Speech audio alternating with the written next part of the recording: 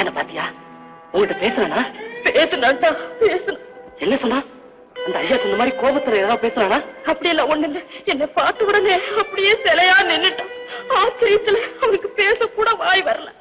ரொம்ப சிரமப்பட்டு ஒரே ஒரு வார்த்தை சொன்னான். உயிரை தொடர மாதிரி சொன்னான்டா. ஏன் அழுகுற? தெரியும் மச்சான் தான் உன்னை ஏதோ சொல்லிட்டான்.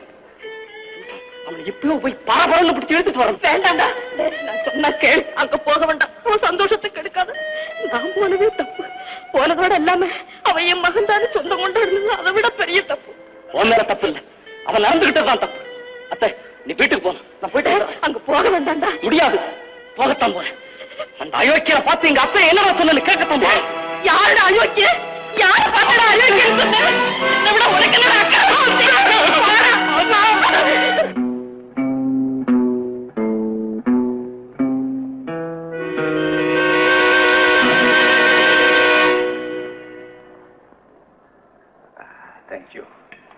ஆமா, காந்தம் பிரமாதமா ஆனால அவன் ஆடினாங்கிறத விட ஷியாமலா அவனை ஆட்டி வச்சாங்கிறதா ரொம்ப பொருந்ததோடு மட்டுமல்ல, உண்மையும் அதுதான்.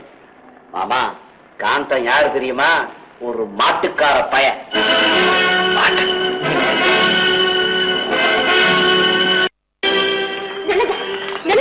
நீங்க என்ன சொன்னாலும் சரி, நான் இனிமே என் தாயை பார்க்காம ஒரு நிமிஷம் கூட இங்க இருக்கவே மாட்டேன். பார்த்து முடிஞ்சதும் உங்களை அனுப்பிடுறேன். தாத்தா சொன்னதை மறந்துட்டீங்களா? ஒரே தாத்தா கிட்ட சொல்லிட்டு போயிடுங்க. தாத்தா எப்ப என்ன அனுப்புவாரு? நான் எப்ப போறது? நான் உடனடியா போய் எங்க அம்மாவை பார்த்து சமாதானப்படுத்தினாத்தான் என் மனசு நிம்மதியா இருக்கும். என்ன தடுக்காதீங்க, நான் போயிட்டு வரேன்.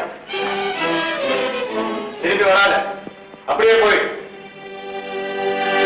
தாத்தா, ரொம்ப அருமையான காரியத்தை செஞ்சிருக்க ஷியாமலா. எனக்கு இப்படி ஒரு மானக்கேடு ஏற்பட்டுரும்னு எத்தனை நாளா நினைச்சிட்டு இருந்தேன். ஒரு மாட்டுக்கார பயிர உன் காதலன்னு சொல்லிட்டு உனக்கே வெக்கமா இல்ல?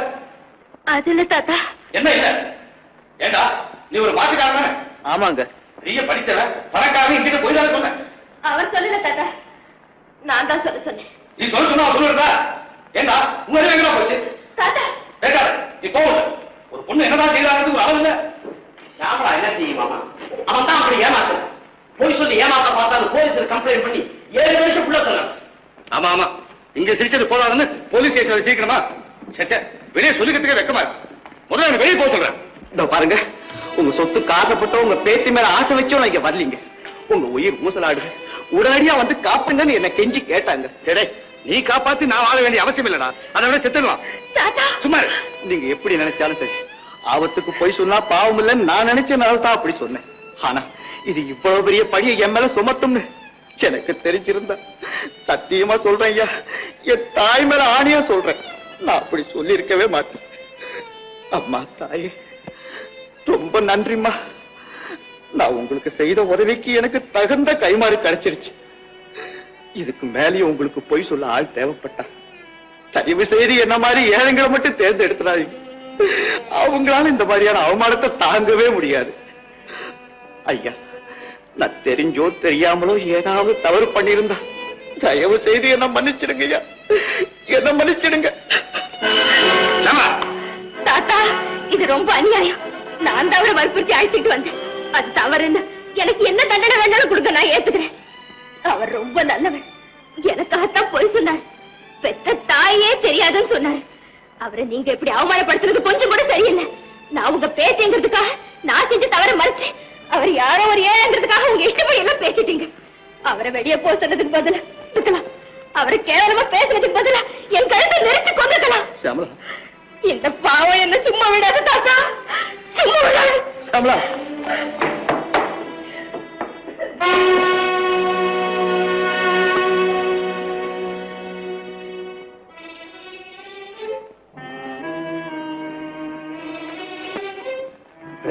கந்தனா ஆளே அடையாளம் தெரியாம முட்டிய ஆள் என்ன? அவனுக்கு அவங்க அம்மாவையே அடையாளம் தெரியலப்பா. உன்னை பெத்த அந்த புண்ணியவதியை போய் பாரப்பா.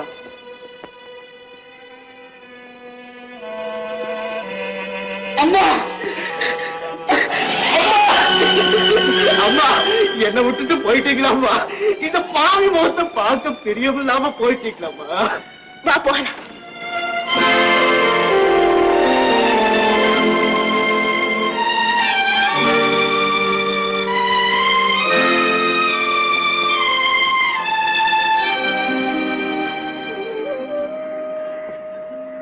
இப்ப உங்களுக்கு திருப்தி?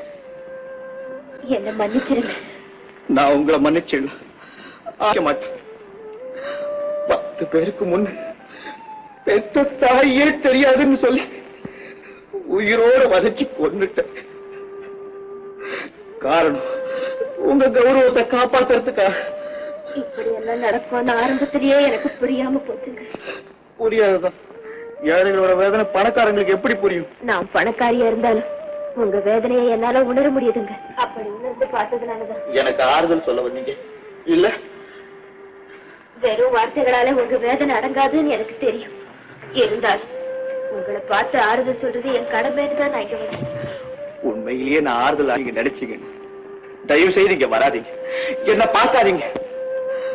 ஒரு உயிரை காப்பாத்துறதுக்காக பல பொய்களை சொல்லி இன்னொரு உயிரை போக்கிட்டேன். என் தாய்க்கு நான் செய்த துரோகத்துக்கு பிராய்ச்சித்தை என்னன்னு தேடிக்கிட்டு இருக்கேன். தாய் போன உலகத்துக்கே போயிடலாமான்னு கூட நினைக்கிறேன். ஐயோ, அவசரப்பட்டு எந்த முடிவுக்கு வந்துடாதீங்க. எனக்கு யாரோட அறிவுரையும் தேவையில்லை, நீங்க போகலாம். ராஜு, ராஜு, ஐயா, சியாமலா எங்கடா? உங்களை கூட காணோம். அவங்க ஜலஜாமாவும் வெளியில போயிட்டாங்க. வெளியில போயிட்டாங்களா? ஆமா. எங்க போறாங்க? தெரியாதுங்க, ஒண்ணும் சொல்லாமே போயிட்டாங்க.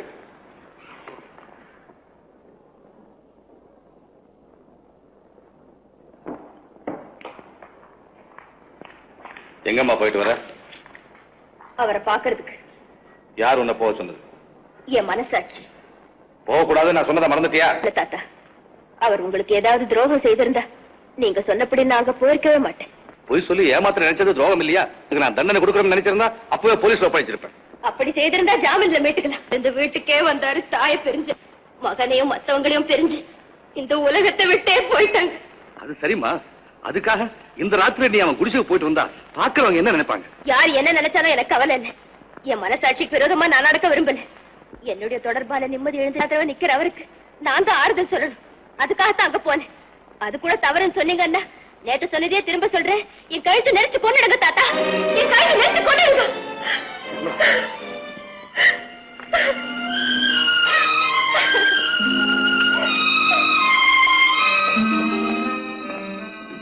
கூப்பிட்டீங்களா மாமா? தேவராஜா, அந்த கந்தனை பத்தி நீங்க என்ன நினைக்கிற? அவனை பத்தி பேசுறதே நம்ம தகுதிக்கு சரியில்லைன்னு நினைக்கிறேன். அது சரிப்பா. சியாமலா அப்படி நினைக்கலையே. எடுத்து சொல்லணும் மாமா.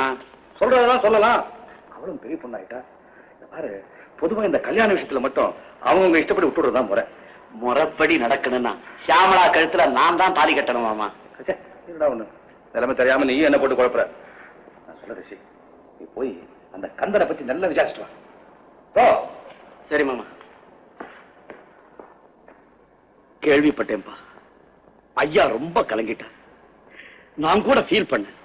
உன் கஷ்டத்தை தாங்க முடியாம இந்த பணத்தை உனக்கு கொடுக்க சொன்னார். இந்த இத வச்சுக்கிட்டு எங்காவது போய் நடந்ததை மறந்து நிம்மதியா இருக்க சொன்னார்.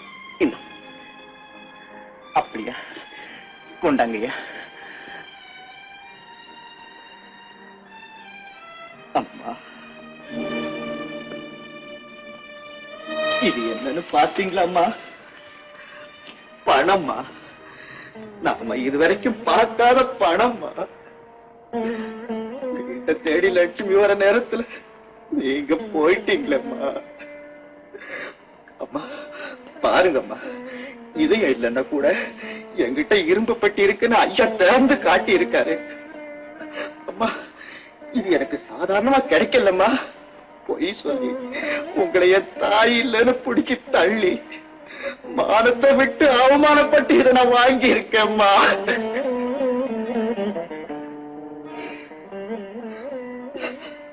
ஐயா, என்ன பிச்சைக்கார பையன் நினைச்சிட்டீங்கல்ல? இந்த பணம் எதை சாதிக்கும்னு கொண்டு வந்து கொடுத்தீங்க. செத்து போன என் தாய் கிடைப்பாங்களா, இல்ல என்ன விட்டு போன மானத்தை தான் இதை மீட்டு தர முடியுமா? இந்த பணத்தை கொடுத்ததுக்கு பதிலா 2 சொட்டு கண்ணீர் விட்டுருந்தா கூட நான் எல்லாத்தையும் மறந்திருப்பேன். யாருக்கு வேணும் இந்த பணம்? எடுத்துக்கிட்டு போங்க. நீ என்ன சொன்னாலும் நான் வருத்தப்பட போறதில்லை. காரணம் உன் நிலைமை எனக்கு தெரியும். நான் உனக்கு நல்லது செய்யறதுக்காக தான் இங்க வந்திருக்கேன். நல்லது செய்யவா? அப்படின்னா கொஞ்சம் விஷம் இருந்தா கொண்டு வந்து கொடுங்க. அதோட நல்லது இப்ப எனக்கு வேற எதுவுமே இல்லை. கவலையை மறக்கிறதுக்கு விஷமா? வேண்டாம் கந்தா, அதுக்கு எங்கிட்ட எத்தனையோ விதமான மருந்தெல்லாம் இருக்கு. வா, நீ நிம்மதியா இருக்கிறதுக்கு நான் ஒரு வழி சொல்றேன். கவலை மறந்து எல்லாத்தையும்